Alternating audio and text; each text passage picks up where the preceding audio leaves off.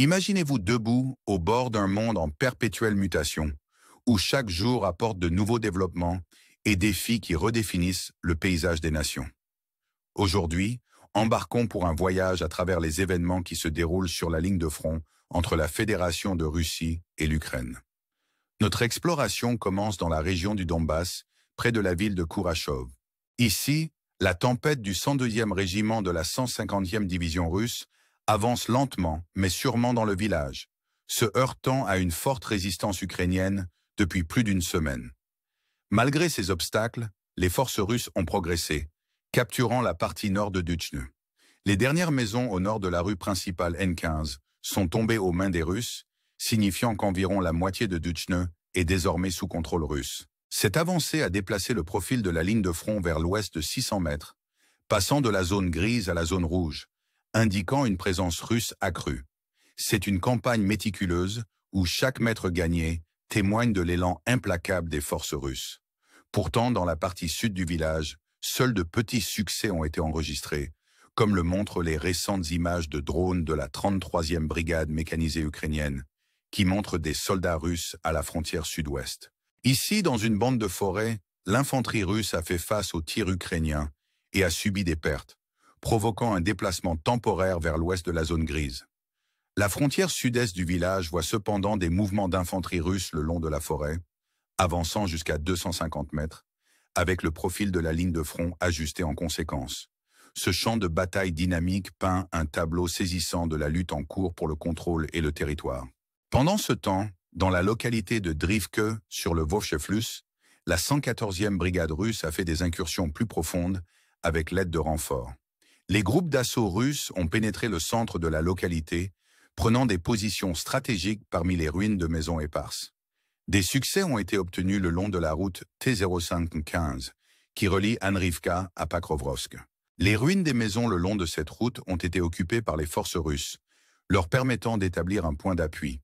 Cette initiative a entraîné un déplacement de 1,3 km vers le sud-ouest de la ligne de front par rapport à la veille, passant de la zone grise à la zone rouge.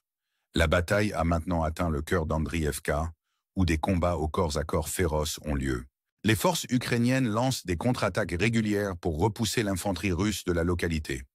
Malgré l'intensité des combats dans le centre d'Andriivka, les troupes ukrainiennes maintiennent leur position à l'est de la localité, tenant le terrain dans la zone entre Shevchenko et Andriivka.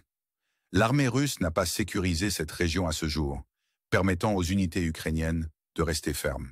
Avec les déplacements de la ligne de front dans le Donbass éclairci, tournons notre attention vers le front de Koursk, où les forces armées ukrainiennes sont soudainement devenues actives. Avant d'approfondir ces développements, je vous demande humblement de soutenir cette vidéo avec un pouce levé. Votre soutien me permet de continuer à fournir des mises à jour quotidiennes. Je vous remercie sincèrement. Un semestre après le début de l'opération ukrainienne, l'armée ukrainienne a lancé une nouvelle offensive. Les blogueurs militaires russes ont rapporté ce matin que les forces armées ukrainiennes ont initié une offensive sur la partie est du front. Les médias russes ont mentionné jusqu'à 400 hommes, soutenus par des véhicules de combat blindés, avançant dans une manœuvre offensive. Les blogueurs ont noté l'implication de jusqu'à 3 bataillons d'Ishian, avec de nombreux chars de combat et autres véhicules blindés, estimant jusqu'à 50 véhicules militaires engagés. Cette poussée significative rappelle l'attaque sur Berden, rapportée il y a environ un mois. Des attaques ukrainiennes ont été signalées dans plusieurs directions et nous les examinerons étape par étape. Selon les déclarations russes, les unités ukrainiennes ont d'abord avancé depuis Soudja, le long de la route vers la localité de Chirgask-Gabelka. Cependant, les forces ukrainiennes ont contourné cette route, ciblant plutôt le village d'Ulianak et le village voisin de Vanisevka. Les unités ukrainiennes ont atteint les 2 villages, déclenchant des batailles intenses, comme le confirme une vidéo de drone montrant des troupes ukrainiennes dans ces zones. L'issue de ces batailles reste non annoncée ce soir, mais la zone grise s'est maintenant étendue jusqu'à la frontière ouest de la localité d'Anok. Des unités ukrainiennes s'y trouvaient définitivement aujourd'hui. Ces images révèlent la menace continue et les lignes de front évolutives. Que réserve l'avenir à ces villages alors que les forces ukrainiennes poussent plus profondément dans les territoires contestés? Alors que la nuit tombe, l'issue de ces escarmouches reste incertaine, promettant plus de développement dans les jours à venir. Poursuivant avec les événements en cours, il est évident que l'attaque principale ukrainienne d'aujourd'hui était stratégiquement ciblée, avec des forces significatives dirigées vers le village d'Ulianok. Il est plausible que le contrôle de Chirkasska, Kanabilka et Vanvka puisse être atteint, bien que les blogueurs militaires russes aient écarté cette idée, affirmant que le ministère russe de la Défense reste en contrôle. Comme dans toutes les situations en développement, l'état exact des affaires deviendra plus clair avec le temps. Pendant ce temps, une autre attaque rapportée est venue des blogueurs militaires russes un peu plus au nord, visant vers la localité de Rouska-Kanabelka. Dans cette direction, une attaque mécanisée ou motorisée des forces armées ukrainiennes, provenant de Makhnovka, avançait. Les véhicules de combat ukrainiens se sont déplacés le long de la route de la localité, déclenchant des batailles devant le village. Il reste incertain si les forces ukrainiennes ont réussi à pénétrer plus loin. Cette situation reflète une expansion similaire de la zone grise, avec les résultats des batailles en attente d'évaluation. L'avance actuelle des Ukrainiens rappelle la tentative de poussée de janvier il y a un mois, visant probablement à étendre légèrement leur contrôle dans la zone de Kursk-Oblast. Des attaques futures dans les jours suivants sont anticipées, pourtant les actions de ce soir semblent être un effort singulier pour déplacer le front de la ville de Suja. Indépendamment de savoir si l'Ukraine capture les 3 localités mentionnées, l'effort a déjà entraîné des pertes substantielles. Les blogueurs militaires russes ont publié des images de drones de l'après-midi révélant des véhicules de combat ukrainiens sous attaque. Parmi les cibles se trouvait un véhicule de déminage de type américain, le MiL-150, qui aurait été touché et détruit. Divers chars de combat principaux, y compris un char Abrams et des véhicules de combat d'infanterie de type Mara comme le Bradley, étaient également impliqués. La partie russe a annoncé la destruction de plus de 20 unités de véhicules blindés ukrainiens, soutenues par des images de drones frappantes. Par conséquent, l'attaque a posé des pertes d'équipement significatives pour l'Ukraine. Du côté russe, l'engagement a impliqué le 30e régiment de fusiliers, la 11e brigade d'assaut aéroportée et la 810e brigade navale ukrainienne. Cette scène reflète la gravité de l'offensive ukrainienne d'aujourd'hui au front de Koursk, précisément 6 mois après le début de l'opération. Avec ces événements sur la ligne de front élucidés, nous déplaçons notre attention vers une autre attaque. La nuit dernière, les forces armées ukrainiennes ont lancé une frappe sur le territoire russe. Le ministère russe de la Défense a officiellement rapporté l'abattage de 28 drones ukrainiens, principalement au-dessus de la mer d'Azov, ainsi que sur les régions de Rostov et Krasnodar, et même la région d'Astrakhan. L'une des cibles ukrainiennes était la ville de Primorsko-Acharsk sur la mer d'Azov. Des témoins ont raconté la présence de multiples drones dans la zone de la ville, qui est située juste sur les rives de la mer d'Azovchen. La gestion du district local a confirmé l'activité des défenses aériennes russes à proximité.